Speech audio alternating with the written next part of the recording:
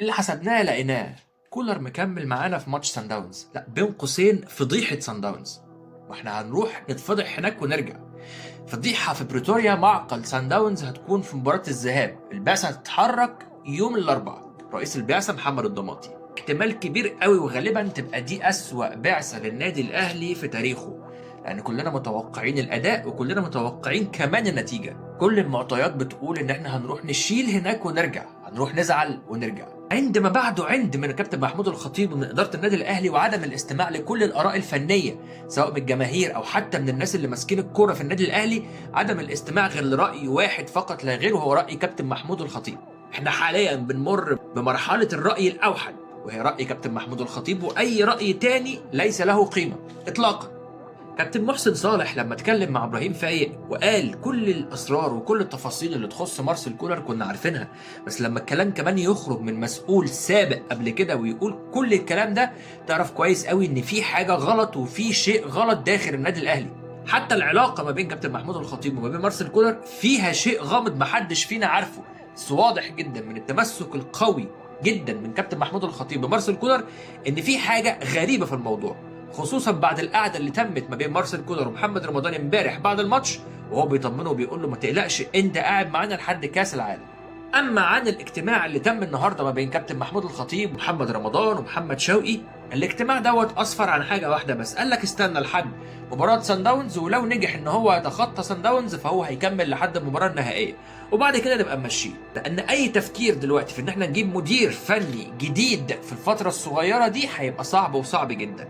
من ضمن الاسماء اللي اتكلموا عليها كارلوس كيروش، بس تم رفض الاسم بسبب ان الراجل يعني سنه كبير، معرفش كيروش سنه كبير، وقال لك لو سنه كبير هيكون فاقد الشغف، احنا محتاجين واحد يكون سنه صغير في الاربعينات او الخمسينات كده عشان يبقى عنده طموح وما يكونش فاقد الشغف. اسم الله على الشغف اللي احنا شايفينه مع مارسيل كولر.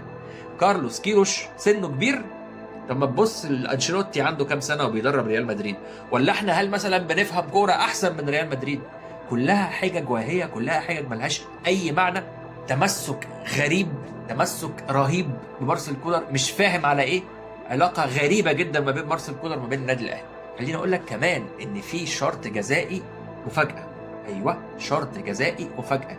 لو مارسيل كولر كمل مع النادي الاهلي لكاس العالم للانديه، يعني هيخش على الموسم الثالث اللي هو المفروض تجديده اختياري ما بين الناديين، وقتها هيبقى الشرط الجزائي لمارسيل كولر عشان يمشي سنه كامله. كل الاخبار اللي تم تداولها ان الشرط الجزائي بتاع السنه الثالثه دوت مش موجود، وانه بس الشرط الجزائي بتاع السنه دي هو اللي موجود، الكلام ده كله عاري من الصحه. لو مشي دلوقتي هياخد شرط جزائي شهرين، اما لو فكرنا نمشيه بعد كاس العالم وخلاص دخل في الموسم الثالث او الموسم الجديد في العقد بتاعه، وقتها هيحق له ياخد شرط جزائي سنه كامله لحد نهايه الموسم بتاع 6، يعني سنه كامله في 250 الف دولار في الشهر. احسب انت بقى الشرط الجزائي يبقى كام. فطبعا كارثه بكل المقاييس وعلى كل الاوجه. الدوري راح، دوري ابطال افريقيا خلاص هيروح وبفضيحه، كاس العالم للانديه هنروح نبقى مهزله، كل الفلوس اللي اتصرفت دي اهدار في مال عام فقط لا غير، لان انت ما جبتش مدير فني محنك يقدر يدير الليله دي كلها ويقدر يوظف كل اللعيبه دي في اماكنها صح.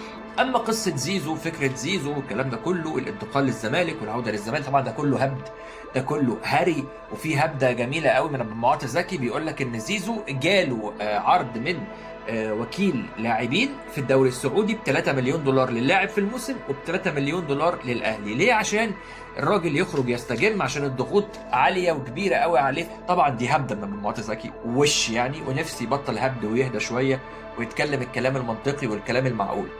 اما فكره عوده زيزو للزمالك فطبعا ده كله برضه هبد، مفيش اي حاجه من الحاجات دي كلها. زيزو حتى مش عارف يروح التمرين في الزمالك، النادي الاهلي لازم يتدخل فكره حمايه زيزو، فكره ان هو يشوف محتاج ايه في الفتره دي، محتاج تاهيل، محتاج مثلا استشفاء، محتاج اي حاجه المفروض ان الاهلي يظبطها مع زيزو. كمان موضوع التدريب، يعني زيزو ما بينزلش تدريب، فمحتاج الاهلي يشوف له بديل يتدرب مثلا بره بعيد عن نادي الزمالك عشان خاطر يحافظ على اللياقه البدنيه بتاعته على مستواه الفني.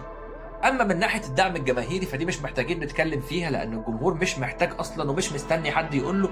الدعم الجماهيري لاحمد السيد زيزو قوي وقوي جدا ما شاء الله، وكلنا شفناه في مباراه الاهلي اللي فاتت، والجماهير اللي بتهتف باسمه من قبل حتى ما يلبس التيشيرت الاحمر.